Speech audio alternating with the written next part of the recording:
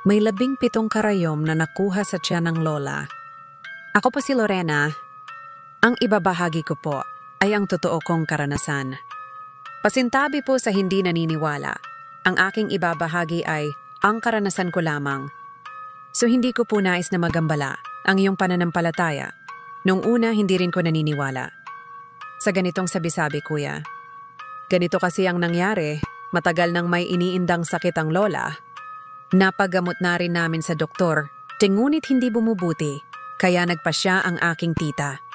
Napatingnan sa tinawag bilang doktor espiritual.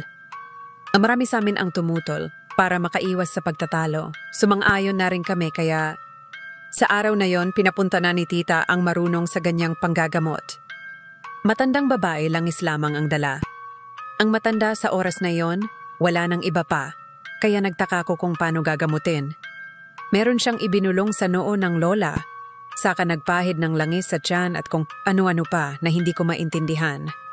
Maya-maya humingi siya ng puting tila, saka ipinunas sa tiyan ni Lola Laking. Pagtataka ko na may umusling karayom sa balat ni Lola. Habang pinupunasan ng matanda unti ring nahuhulog ang iba.